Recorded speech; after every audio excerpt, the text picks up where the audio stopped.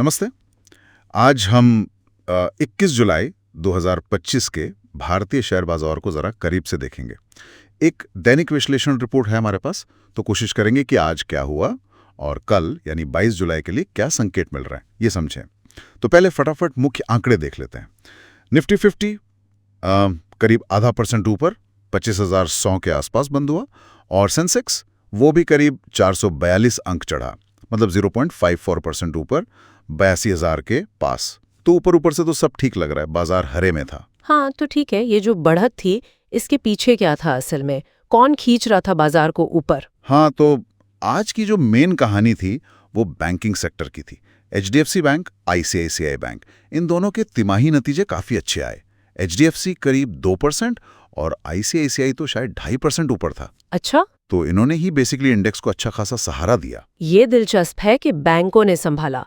लेकिन क्या सब कुछ ही बढ़िया था बाजार में, या कोई बड़ा शेयर था जिसने निराश किया हो? हाँ, यहीं पर ना पिक्चर थोड़ी सी मिलीजुली हो जाती है। एक तरफ तो बैंक चमक रहे थे, लेकिन दूसरी तरफ रिलायंस इंडस्ट्रीज जैसा हैवी वेट वो करीब 2 से 3% नीचे आ गया। अरे, रिलायंस नीचे? लेकिन उनके तो शायद नतीजे। हाँ, नतीजे तो रिकॉर्ड मुनाफे वाले थे, लेकिन वो एक वन टाइम गेन, मतलब एक मुश्त लाभ की वजह से था। उनका जो कोर बिजनेस है ना, जो मुख्य काम है, उसके नतीजे उम्मीद से थोड़े कमजोर थे। हाँ, अच्छा, रिकॉर्ड मुनाफा फिर भी शेयर नीचे, ये तो कमाल है। मतलब निवेशक अब सिर्फ हेडलाइन नंबर नहीं देख रहे। बिल्कुल बिल्कुल, यही सबसे बड़ा टेक अवे है आज का। बाजार अब ज्यादा समझदार हो गया है, वो सिर्फ बड़ा प्रॉफिट नंबर देखकर खुश नहीं होता। रिलायंस वाले केस ने ये साफ कर दिया कि निवेशक कंपनी की जो असलियत है, मतलब कोर बिजनेस की हेल्थ, उस पर ज्यादा ध्यान दे रहे हैं। कोर परफॉर्मेंस ही मैटर करती है अब। ये वाकई ध्यान देने वाली बात है। अच्छा, तो रिलायंस और बैंकों के अलावा बाकी सेक्टर्स कैसे रहे? रिपोर्ट में क्या दिखता है? पिक्चर काफी मिक्स्ड थी। जैसा मैंने कहा, आपको auto, capital goods, metal, power, reality, इन सब में तो तेजी दिखेगी। लेकिन दूसरी तरफ IT, oil and gas, PSU bank, FMCG, ये सब थोड़े दबाव में थे, पिछड़ गए। तो ये जो सेक्टर्स में इतना फर्क दिख रहा है, इसका क्या मतलब निकालें? कोई खास वजह?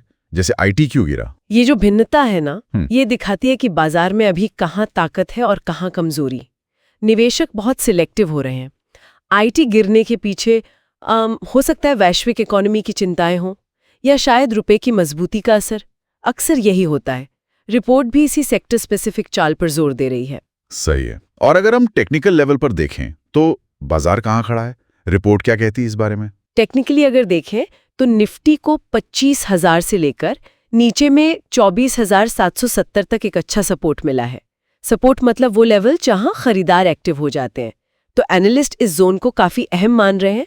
अगर बाजार यहां से संभल कर ऊपर जाता है तो फिर अगला लेवल 26,000 या 26,400 तक भी हो सकता है। तो आज की इस पूरी कहानी और इन टेक्निकल लेवल्स को देखते हुए कल यानी 22 जुलाई के लिए क्या उम्मीदें हैं और रिस्क क्या हैं? देखिए, मुख्य रिस्क तो अभी भी ग्लोबल ट्रेड वाली अनिश्चितता है। अमेरिका भारत बातचीत का क्या होता है, और दूसरा यूएस फेडरल रिजर्व ब्याज दरों पर क्या करेगा, उसकी चिंता।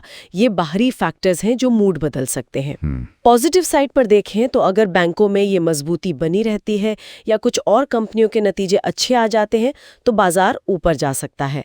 टेक्निकली निफ्टी के लिए ऊपर का लेवल, मतलब रेजिस्टेंस, वो 22,174 से 22,257 के बीच है। अगर निफ्टी इसके ऊपर, मतलब 22,181, 22,255 के ऊपर टिक कर बंद होता है तो वो तेजी का अच्छा संकेत होगा। और बैंक निफ्टी, उसके लिए 56,500 से 57,150 का दायरा इंपॉर्टेंट रहेगा। ओके। तो इन लेवल्स और रिस्क को ध्यान में रखते हुए क्या रिपोर्ट में कोई खास स्ट्रैटेजी या कोई ट्रेड आइडिया भी दिया गया है, खासकर बैंक निफ्टी के लिए जो आज स्टार था? हाँ, कुछ सुझाव तो हैं रिपोर्ट में। एक तो ये कि निफ्टी के 25,000 वाले सपोर्ट लेवल पर नजर रखें। अगर बाजार वहां तक गिरता है और टिकता है तो शायद खरीदारी का मौका मिले। फाइनेंशियल शेयर तो फोकस में रहेंगे ही। सही। बैंक निफ्टी के लिए स्पेसिफिकली रिपोर्ट में 56,500 के पास सपोर्ट और 57,100 के पास रेजिस्टेंस बताया गया है। तो एक सुझाव ये है कि 56,500, 56,550 के रेंज में खरीदारी यानी लॉन्ग पोजीशन बनाने का सोच सकते हैं। स्टॉप लॉस 56,400 के ठीक नीचे और टारगेट 57,100 57,150 के आसपास। लेकिन हाँ, ये याद रखना जरूरी है कि ये सिर्फ एक विश्लेषण का नजरिया है। बाजार में कोई भी ग्लोबल खबर या आरबीआई का बयान सेंटिमेंट को एकदम से बदल सकता है, खासकर इंट्राडे में। बिल्कुल। तो कुल मिलाकर आज बैंकों ने लीड किया, बढ़त दिलाई, लेकिन रिलायंस जैसे बड़े प्लेयर के कोर प्रदर्शन ने थोड़ी चिंता भी बढ़ाई है। कल का दिन फिर टेक्निकल लेवल्स, आने वाले नतीजों और ग्लोबल संकेतों पर टिका रहेगा। बिल्कुल सही कहा। और अगर इसे बड़ी पिक्चर में देखें तो ये दिखाता है कि कैसे घरेलू कंपनियों की कमाई, सेक्टर रोटेशन, टेक्निकल लेवल और दुनिया भर का मूड, ये सब मिलकर बाजार की दिशा तय करते हैं। बड़ा कॉम्प्लेक्स खेल है ये। इस विश्लेषण से एक बात सोचने पर मजबूर करती है कि एक तरफ बैंकों के इतने अच्छे नतीजे, दूसरी तरफ रिलायंस जैसे दिग्गज के कोर बिजनेस में सुस्ती। इस विरोधाभास को देखते हुए निवेशक आने वाले हफ्तों में अलग-अलग सेक्टर्स में रिस्क और रिवॉर्ड को कैसे तौले, ये एक बड़ा सवाल है जिस पर सोचने की जरूरत है।